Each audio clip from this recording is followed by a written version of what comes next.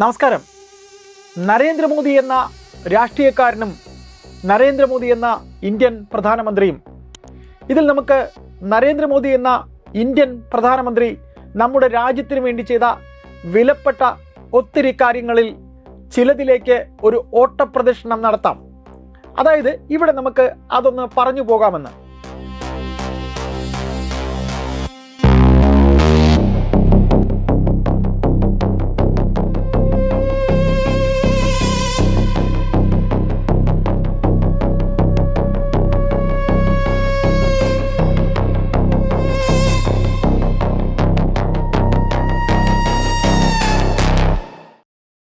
നമ്മുടെ രാജ്യത്ത് ഏറ്റവും കൂടുതൽ കാലം പ്രധാനമന്ത്രിയായിരുന്ന വ്യക്തിയാണ് നരേന്ദ്രമോദി.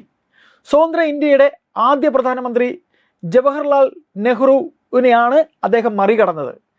ആദ്യ പൊതു തെരഞ്ഞെടുപ്പിന് മുമ്പ് നെഹ്റു ഇന്ത്യയെ നയിച്ചിരുന്നു.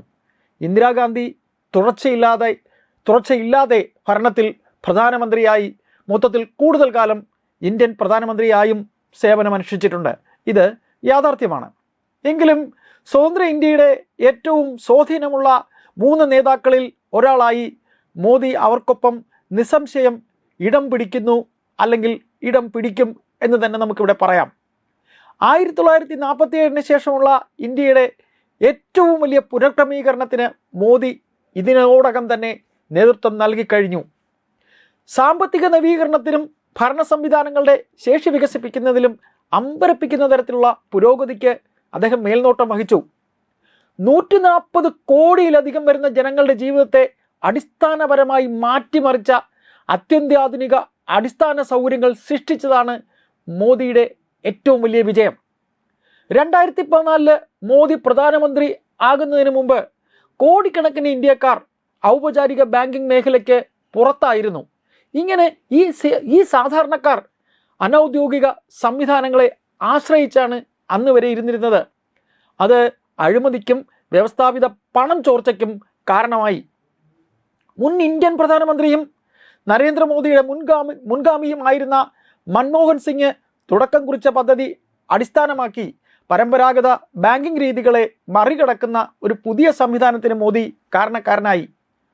പൂജ്യം ബാലൻസ് ഉള്ള ബാങ്ക് അക്കൗണ്ടുകൾ, ബയോമെട്രിക് തിരിച്ചറിയൽ കാർഡുകൾ, അതായത് ആധാർ കാർഡുകൾ മൊബൈൽ നമ്പറുകളുമായി പരസ്പരം ബന്ധിപ്പിച്ചുകൊണ്ടായിരുന്നു ഇത്. യൂണിഫൈഡ് പേയ്മെൻറ്റ് ഇൻ്റർഫേസിന്, അതായത് UPIക്ക് ജന്മം നൽകി. വഴിയോര കച്ചവടക്കാർ മുതൽ വൻകിട ടെക് കമ്പനികൾക്ക് വരെ സൗജന്യമായി ഇത്തരം ഇടപാടുകൾ നടത്താൻ പ്രാപ്തമാകുന്ന, അതായത് ബാങ്ക് ഇടപാടുകൾ നടത്താൻ പ്രാപ്തമാകുന്ന ഒരു പൊതു തത്സമയ പേയ്മെൻറ്റ് സംവിധാനമാണിത്. അതായത് എനി ടൈം മണി എന്ന് നമ്മുടെ എല്ലാ ഭാഷയിൽ പറയാം, അതായത് ATM എന്ന് പറയാം. ഇന്ത്യയുടെ സാമ്പത്തിക വളർച്ചയെ തടസ്സപ്പെടുത്തിയിരുന്ന അടിസ്ഥാന സൗകര്യ വികസനമില്ലായ്മ യുദ്ധകാല അടിസ്ഥാനത്തിൽ മോദി ഗവൺമെൻറ് അടിസ്ഥാന സൗകര്യത്തിന് എല്ലാവിധ സജ്ജവും ഉണ്ടാക്കി. അതായത് അതിനെ നല്ല രീതിയിൽ സമീപിക്കുകയും ഇവയ്ക്ക് വേണ്ട വലിയ മാറ്റം ഉണ്ടാക്കുകയും ചെയ്തു. അതായത് സാധാരണക്കാരന് ലഭ്യമല്ലാതിരുന്ന അടിസ്ഥാന സൗകര്യങ്ങളിൽ ഒരുപാട് മാറ്റം മോദി സർക്കാർ വരുത്തി എന്നർത്ഥം. ഹൈവേകൾ, വിമാനത്താവളങ്ങൾ, അതിവേഗ റെയിൽവേ ശൃംഖലകൾ എന്നിവയ്ക്ക് റെക്കോർഡ് നിക്ഷേപം ഒഴുകിയെത്തി. തുറമുഖങ്ങൾ വികസിപ്പിച്ചു. ഗ്രാമീണ വൈദ്യുതി വിതരണം വലിയ തോതിൽ പൂർത്തിയാക്കി. മുൻപ് പൊതുകിണർ ആശ്രയിച്ചവർക്ക് വീടുകളിൽ ശുദ്ധമായ കുടിവെള്ളം എത്തി തുടങ്ങി, അല്ലെങ്കിൽ കുടിവെള്ളത്തിനുള്ള വഴി ഉണ്ടാക്കി. ബാങ്കിംഗ് സംവിധാനം സാധാരണക്കാരന് ഏർപ്പെടുത്തിയതോടെ സാധാരണക്കാരൻ്റെ അക്കൗണ്ടുകളിലേക്ക് പണം നേരിട്ട് അയക്കുന്നതിനുള്ള സംവിധാനം ഉണ്ടായി. ഇതിലൂടെ സാധാരണക്കാരന് ലഭിക്കേണ്ടതായ സബ്സിഡികളുടെയും ആനുകൂല്യങ്ങളുടെയും തുകകൾ അവരുടെ ബാങ്ക് അക്കൗണ്ടുകളിലേക്ക് നേരിട്ട് എത്തിത്തുടങ്ങി.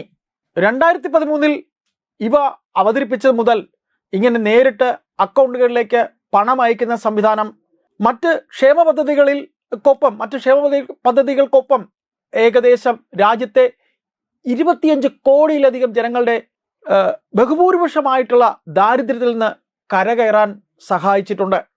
കൂടാതെ ഇടനിലക്കാരെ ഒഴിവാക്കിയതിലൂടെ ഫണ്ട് കൈമാറ്റത്തിലുണ്ടായിരുന്ന വലിയ അഴിമതി രീതികൾ കുറയ്ക്കാൻ ഈ സംവിധാനത്തിനായി.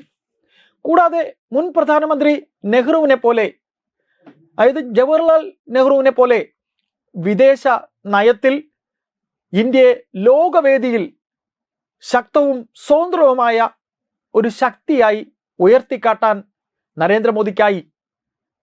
ആഗോള രാഷ്ട്രങ്ങൾ തമ്മിലുള്ള പരസ്പര മത്സരത്തിൽ ഏതെങ്കിലും ഒരു പക്ഷം ചേരാതെ പകരം തന്ത്രപരമായ സ്വയംഭരണത്തോടുള്ള നമ്മുടെ രാജ്യത്തിൻ്റെ പ്രതിബദ്ധത ഉയർത്തിക്കാട്ടാൻ അദ്ദേഹത്തിനായി. കൂടാതെ ഗൾഫ് രാജ്യങ്ങളുമായുള്ള നമ്മുടെ ഇന്ത്യ മഹാരാജ്യത്തിൻ്റെ ബന്ധം ശക്തമാക്കാൻ മോദിക്കായി. അന്താരാഷ്ട്ര വേദികളിൽ ഗ്ലോബൽ സൗത്ത്, അതായത് വികസ്വര രാജ്യങ്ങളുടെ ശബ്ദമായി മാറാൻ ഇന്ത്യക്കായി. യൂറോപ്യൻ യൂണിയനുകളുമായും ബ്രിട്ടനുമായും പുതിയ പുതിയ വ്യാപാര കരാറുകൾ ഏർപ്പെട്ടു. ഇന്ത്യക്ക് നിർണായക പ്രതിരോധ സാമഗ്രികൾ നൽകുന്ന റഷ്യയുമായുള്ള ബന്ധം കൂടുതൽ ദൃഢമാക്കി, അത് നിലനിർത്തി. അതോടൊപ്പം അമേരിക്കയുമായി ശക്തവും എന്നാൽ തന്ത്രപരവുമായ പങ്കാളിത്തം തുടരാനും നമുക്കായി. ഓസ്ട്രേലിയ, ജപ്പാൻ തുടങ്ങിയ രാജ്യങ്ങൾ ഉൾപ്പെടുന്ന സുരക്ഷാ സഖ്യത്തിന്റെ പ്രധാന രാജ്യമായി ഇന്ത്യ തുടരുന്നു. ഇങ്ങനെ ഈ പറഞ്ഞതൊക്കെ നീണ്ട 10 വർഷത്തിലധികം പിന്നിടുന്ന മോദി ഭരണത്തിന്റെ ചുരുക്കം ചില നേട്ടങ്ങൾ മാത്രം. മണിക്കൂറുകൾ നമുക്ക് സംസാരിക്കാനുള്ള അത്രയും വികസന പ്രവർത്തനങ്ങൾ നരേന്ദ്രമോദി ഭരണത്തിലൂടെ നമ്മുടെ രാജ്യത്തിന് ഉണ്ടായിട്ടുണ്ട്. 1947 ഇന്ത്യക്ക് സ്വാതന്ത്ര്യം കിട്ടി. സ്വാതന്ത്ര്യം നേടുകയും പിന്നീട് നമ്മൾ റിപ്പബ്ലിക് ആവുകയും ചെയ്തു.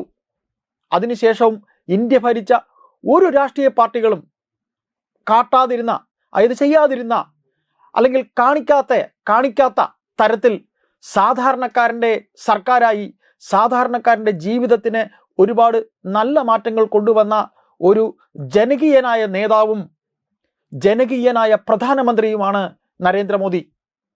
നമ്മുടെ ഇന്ത്യ മഹാരാജ്യം മറ്റു രാജ്യങ്ങൾക്ക് മുന്നിൽ ഇത്രയും യശസ് ഉയർത്തി നിൽക്കുമ്പോൾ അതിനെ കേവലം ചില തൽപര കക്ഷികൾ വിചാരിച്ചാൽ തകർക്കാൻ കഴിയില്ല. കാരണം ഇന്ത്യ ഇന്ന് പഴയ ഇന്ത്യയല്ല. ഇന്ത്യൻ ജനതയ്ക്ക് അത് നന്നായി അറിയാം. അതുകൊണ്ട് തന്നെ നരേന്ദ്രമോദി ഇന്നും എന്നും ഇന്ത്യക്കാരുടെ, ഇന്ത്യൻ ജനതയുടെ ജനപ്രിയതയുള്ള പ്രധാനമന്ത്രിയായി ജനഹൃദയങ്ങളിൽ ഉണ്ടായിരിക്കും. നന്ദി.